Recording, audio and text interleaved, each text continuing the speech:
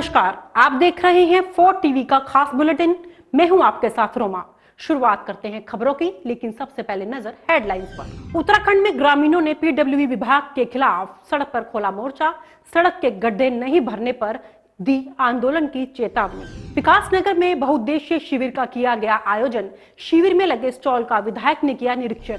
अम्बेडकर नगर में डायरेक्टर ने टांडा नगर क्षेत्र का किया निरीक्षण। पार्क समेत गौशाला का भी किया जायजा। बागपत में डीएम ने प्राइमरी स्कूल का किया निरीक्षण। टाइम पर मिड डे मील नहीं मिलने पर जताई नाराजगी। अब खबरें तफसील से। खबर महाराजगंज जिले से है, जहां ग्रामीणों ने एक युवक की हत्या की आशंका में रोड को जाम कर दिया। सूचना पाकर मौके पर पहुंची पुलिस ने जब जाम हटाने की कोशिश की तो ग्रामीणों ने पुलिस पर पथराव शुरू कर दिया। स्थिति को काबू में करने के लिए पुलिस ने भी लाठीचार्ज किया। हालात बेकाबू देख कई थानों की फोर्स मौके पर पहुंची और शांति व्यवस्था कायम करने में जुटी हुई है। फिलहाल किसी तरह से जाम को हटाया और दोषियों के खिलाफ कड़ी कार्रवाई का आश्वासन दिया। ये थाना पनियारा अंतर्गत बैदा खास के पास 20 दिसंबर की रात्रि में गुलशन नामक व्यक्ति की अज्ञात वाहन के टक्कर से गंभीर चोटें आई थी। बाद में उनके परिवारजनों द्वारा इलाज के लिए उसे बीआरडी कॉलेज गोरखपुर रेफर करवाया गया था। कल 21 तारीख को गुलशन की इलाज के दौरान डेथ हो गई है। उनके परिवारजन चाचा की तहरीर पर एक्सीडेंट की धाराओं में अभियोग भी पंजीकृत कराया गया। आज 22 तारीख को सुबह उसके कुछ परिवारजन बाहर से आने वाले थे, लेकिन परिवारजन व गांव के कुछ लोगों द्वारा अचानक जाम लगाने का प्रयास किया गया। परिवारजनों को समझाया गया है, सबको अंतिम संस्कार के लिए भेजा गया है। इस पूरे प्रकरण की जांच की जा रही है। जांच उपरांत जो भी चीज़ें निकल के आएगी उसके आधार पर अग्रिम कार्रवाई की जाएगी। खबर उत्तर प्रदेश के बलिया जिले से है, जहां जननायक चंद्रशेखर विश्वविद्यालय के 8वें स्थापना दिवस के अवसर पर विश्वविद्यालय सभागार में एक कार्यक्रम का आयोजन किया गया। इसका आयोजन कुलपति संजीव कुमार गुप्ता ने किया। इस कार्यक्रम में मुख्य अतिथि के रूप में उमाशंकर सिंह मौजूद रहे। इस अवसर पर जनपद के विभिन्न स्थलों पर अवस्थित महापुरुषों की प्रतिमाओं को स्वच्छ करके उन्हें श्रद्धा पूर्वक नमन किया गया। तो कह सकते हैं कि अध्ययन और शोध का काम उसको हम प्रायोरिटी पे अपने रखे हुए हैं। यहाँ अच्छे से पढ़ाई हो और उन विषयों की पढ़ाई हो जिसकी समाज में आवश्यकता है। साथ में शोध जो यहाँ पर हो, अलग अलग जो विषय हैं उनमें शोध कार्य यहाँ हो, पहला हमारा ये लक्ष्य है। दूसरा, हम छात्रों के व्यक्तित्व विकास के लिए जो एक्स्ट्रा करिकुलर एक्टिविटीज़ हैं, एक्सटेंशन एक्टिविटीज़ हैं, उनको भी हम अपने लक्ष्य में रखे हुए हैं। और तीसरा जो हमारा फलक है, हम एक समाज के अंग हैं। विश्वविद्यालय भी समाज का अंग होता है और समाज के लिए जो है ये हमारा विश्वविद्यालय समाज में भी कुछ भूमिका अदा करे। कुछ हमारे सामाजिक उत्तरदायित्व भी हैं, उन उत्तरदायित्वों का पूरा निर्वहन करे। इसके लिए जो है हम चाहते हैं कि विश्वविद्यालय के सभी जो हमारे हस्ते हैं, हितधारक हैं, स्टेक होल्डर्स हैं, सब मिलकर हम प्रयास करें और सामाजिक उत्तरदायित्व को पूरा करें। ये 3 फलक पर हम विश्वविद्यालय को आगे ले जाना चाहते हैं। उत्तर प्रदेश के जौनपुर में स्थित जामिया ग्रुप ऑफ इंस्टीट्यूट में विज्ञान प्रदर्शनी का आयोजन किया गया। इसका शुभारंभ मदरसा बोर्ड के चेयरमैन इफ्तिखार अहमद जावेद ने फीता काटकर किया। मदरसा के छात्र छात्राओं का वैज्ञानिक मॉडल देखकर हर कोई दंग रह गया। वही मॉडल को देखकर जामिया ग्रुप के चेयरमैन ने भी छात्राओं की तारीफ की, साथ ही सभी छात्राओं का आत्मविश्वास बढ़ाया। इस दौरान मीडिया से बातचीत करते हुए क्या कुछ कहा, आइए सुनते हैं। आज हम यहाँ आए हैं मदरसा जामिया मोमिना अनिल बनात और मदर आयशा चिल्ड्रन एकेडमी के बच्चों ने साइंस एग्जीबिशन लगाया, विज्ञान प्रदर्शनी लगाई थी और बड़ी तादाद में बच्चों ने तैयारी करके विज्ञान के कलाओं को दिखाया। विज्ञान में क्या तरक्कियाँ हो रही हैं, क्या तरक्की हो सकती है, इनमें बच्चों की प्रदर्शनी लगी थी, उसका उद्घाटन ने किया और उस प्रदर्शनी को अवलोकन किया। और बच्चों में काफ़ी प्रतिभाएं हैं, ये भी साबित किया बच्चों ने कि बच्चे कहीं के भी हों, किसी भी जगह हों, उनको अगर सही ढंग से गाइडेंस मिले तो उनकी प्रतिभाएं कहीं भी निखर के सामने आ सकती हैं और वो देश और समाज के लिए अच्छा कर सकते हैं। उत्तर प्रदेश सरकार ने हाल ही में विज्ञान प्रदर्शनी के बारे में बात हो गई। खबर उत्तर प्रदेश के बहराइच से है, जहां 144 सांसदों के निलंबन के विरोध में समाजवादी पार्टी के कार्यकर्ताओं ने जिला मुख्यालय पर जोरदार प्रदर्शन किया। साथ ही पार्टी कार्यकर्ताओं और नेताओं ने सड़क पर जुलूस निकाल विरोध जताया। इस मौके पर राष्ट्रीय प्रवक्ता तारिक खान, पूर्व विधायक रमेश गौतम सहित तमाम संख्या में पार्टी पदाधिकारी भी मौजूद रहे। वहीं उन्होंने नगर मजिस्ट्रेट को राष्ट्रपति के नाम का संबोधन ज्ञापन भी सौंपा। इसी सिलसिले में मिर्जापुर से भी खबर सामने आई है, जहां सांसदों के निलंबन मामले को लेकर सपा के नेताओं तथा कार्यकर्ताओं ने सत्ता पक्ष के खिलाफ उग्र प्रदर्शन किया। वहीं प्रदर्शनकारियों ने जिला मुख्यालय से बीजेपी सरकार की तानाशाही के खिलाफ रोक लगाने की मांग की। यूपी के अंबेडकर नगर में भारत सरकार के उत्तर प्रदेश को स्मार्ट सिटी बनाने का सपना धीरे धीरे साकार होता नजर आ रहा है, जहां भारत सरकार के joint director doctor Alka Singh ने नगर पालिका परिषद टांडा टीएस अधिकारी समेत मोहम्मद हुसैन ने टांडा नगर क्षेत्र का निरीक्षण किया। बता दें कि भारत सरकार के उत्तर प्रदेश को स्मार्ट सिटी बनाने के लिए अभियान चलाए जा रहे हैं, जिसमें यूपी के सभी नगर निगम, नगर पालिका और नगर पंचायतों के लिए किए गए कार्यों का निरीक्षण किया गया। इसके अलावा अलका सिंह ने नगर पालिका अधिकारियों के साथ नगर क्षेत्र में हुए विकास कार्य और साफ सफाई, सड़क निर्माण, शौचालय, पार्क समेत गौशाला का भी निरीक्षण किया, जिसको लेकर डॉक्टर अलका सिंह ने 4 टीवी से क्या खास बातचीत की, आइए सुनते हैं। भारत सरकार की एक ब्यूटीफुल सिटीज़ के लिए एक अभियान चल रहा है, जिसमें एक ब्यूटीफुल वार्ड्स के लिए सिलेक्शन कर रहे हैं, जिसमें विभिन्न नगर पालिकाएं और नगर पंचायतें और नगर निगम जो उत्तर प्रदेश में है, उनमें जो बेहतर काम हुए हैं उनको जो है उनका वेरिफिकेशन किया जा रहा है। तो टांडा नगर पालिका परिषद का आज निरीक्षण था और हमने देखा काफ़ी अच्छा कार्य जो है वो साफ़ सफाई के संबंध में किया जा रहा है। डोर टू डोर कलेक्शन और अन्य जो रोड को बनवाया गया है और अतिक्रमण हटा करके जो यहाँ दुकानें बनाई गई हैं और वाटर फ्रंट जो बनाया गया घाट का एरिया, काफ़ी अच्छे से प्रयास किया जा रहा है। और भी विभिन्न योजनाएं जो भारत सरकार की चल रही हैं, तो हमारा सुझाव है नगर पालिका परिषद को कि उन योजनाओं में अन्य परियोजनाएं भेज करके और भी बेहतर कार्य इस शहर के लिए कराया जा सकता है, जिसमें भारत सरकार भी सहयोग प्रदान कर रही है और राज्य सरकार भी इसमें धनराशि दे रही है। तो इसी संबंध में टांडा में काम अच्छा हो रहा है, बस थोड़ा और जैसे कि बंडी के क्षेत्र को थोड़ा सा रिलोकेट करके और वहाँ का जो रोड का कंजेशन है उसको कम किया जा सकता है और नई क्षेत्रों को विकसित करके एक वेंडिंग जोन डेवलप करके उसको व्यवस्थित किया जा सकता है, जिससे लोगों को भी आवागमन में रोड के कंजेशन को कम किया जा सके और शहर का एक सौंदर्यीकरण हो।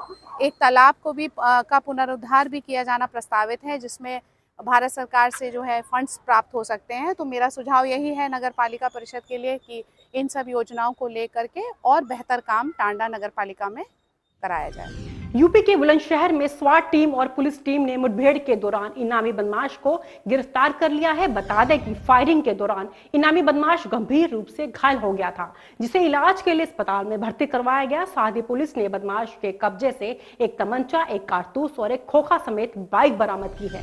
यूपी के बागपत में प्राइमरी स्कूल का डीएम जितेंद्र प्रताप सिंह ने निरीक्षण किया, जहां निरीक्षण के दौरान 8 टीचर में से 4 टीचर स्कूल में मौजूद नहीं थे। इसके बाद बच्चों को टाइम पर मिड डे मील नहीं मिलने पर भी नाराजगी जताई।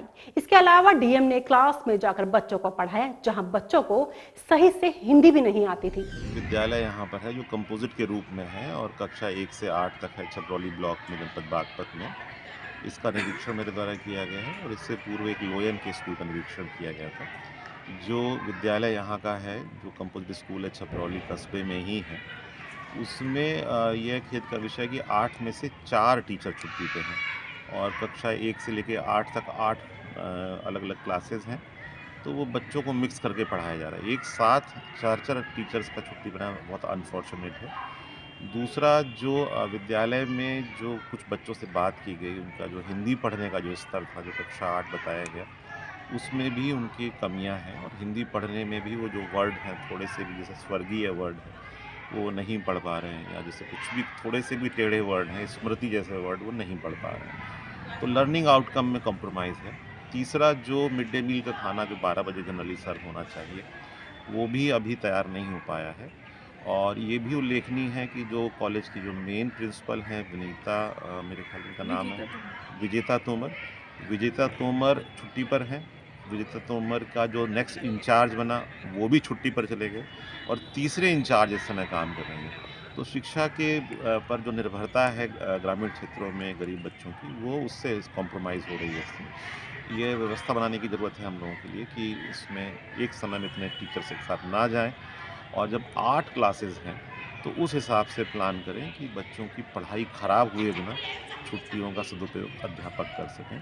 मिड डे मील में और जो बाकी और समस्याएं हैं उसके विषय में एक डिटेल हम लोग रिपोर्ट सबमिट भी करेंगे और कार्रवाई भी करेंगे। खबर गाजीपुर से है, जहां ब्लॉक प्रमुख बीडीओ और संबंधित फर्म के खिलाफ केस दर्ज करवाया गया। मामले की शिकायत पर डीएम के आदेश के बाद हुई जांच में फर्जीवाड़ा मिलने पर गाजीपुर के भदौरा ब्लॉक प्रमुख बीडीओ और राज कंस्ट्रक्शन पर बगैर कार्य कराए लाखों का भुगतान करने का आरोप लगा है। जांच में पाया गया कि बीडीओ गिरीश चंद्र, ब्लॉक प्रमुख नरगिस खातून और राज कंस्ट्रक्शन फर्म ने मिली भगत कर बगैर काम कराए फर्जीवाड़ा कर लाखों का भुगतान कर लिया। भदौरा में पथरा ग्राम पंचायत में ये शिकायत आई थी कि क्षेत्र पंचायत से 2 नालों का निर्माण का धनराशि आहरित किया गया, जबकि मौके पर नाले निर्माण का कार्य नहीं हुआ है। तो उक्त क्रम में जिलाधिकारी महोदय का निर्देश था कि सीडीओ सर और डीपीआरओ दोनों लोग स्वयं स्थलीय जांच करें। उसके निर्देश के अनुपालन में हम लोगों द्वारा दिनांक 18 दिसंबर को वहाँ पे मौके पर स्थलीय जाँच की गई। मौके पे काम नहीं पाया गया और वीडियो से पत्रावली मांगने पे उनके द्वारा उपलब्ध नहीं कराई गई। उनको 1 दिन का समय दिया गया कि आप पत्रावली लेके इसको प्रस्तुत करें, किंतु उनके द्वारा कोई पत्रावली उपलब्ध नहीं कराई गई, जिससे ये पुष्ट होता है कि बिना काम कराए, बिना पत्रावली तैयार किए, बिना एमबी एस्टीमेट के काम का भुगतान कराया गया, जो कि वित्तीय अनियमितता की श्रेणी में आता है। उसके क्रम में जिलाधिकारी महोदय का निर्देश था कि इसमें अभियोग पंजीकृत किया जाए। तो तत्क्रम में मेरे द्वारा दिनांक 20 दिसंबर को बीडीओ और क्षेत्र पंचायत प्रमुख और जिस फर्म को पैसा गया राज ट्रेडर्स, उनके खिलाफ एफआईआर दर्ज कराया गया है। कितने लाख का ये काम था? दोनों कामों का मिला के 15 लाख के आसपास अमाउंट है। शिकायतकर्ता कौन था? शिकायतकर्ता इसमें पूर्व विधायक जमुनिया श्रीमती सुनीता संधू।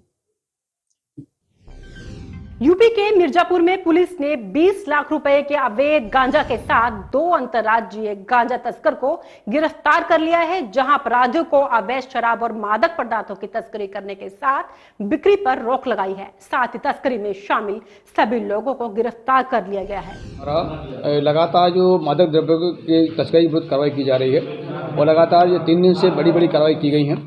इसी क्रम में आज थाना जिगना पुलिस और एसओजी टीम और सर्विलांस टीम के माध्यम से एक गाड़ी पकड़ा गया है, मोना गाड़ी है, और इसमें तलाशी से 87 किलो गांजा इसमें मिला है।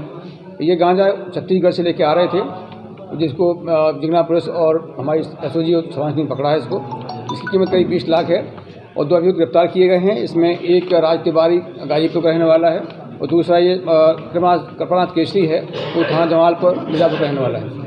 इसी तरह से थाना चुनार पुलिस और anti task force Gorakhpur team की संयुक्त कार्रवाई में जम्मू तवी एक्सप्रेस से दो अपराधी गांजा लेकर उतरे थे, उनको चुनार स्टेशन के पास पकड़ा गया है।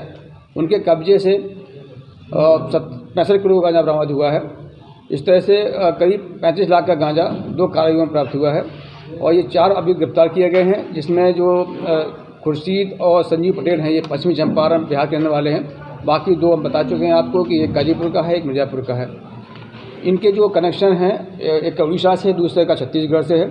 उनके जो मुख्य सप्लायर हैं उनके बारे में पूछताछ की गई है और कुछ महत्वपूर्ण जानकारी मिली है। और अन्य जो इनके जो कनेक्शन हैं उनकी जांच करते हुए सत्यापन करते हुए अग्रिम कार्रवाई करेंगे और इनके विरुद्ध हम गैंगस्टर एक्ट में कार्रवाई करेंगे।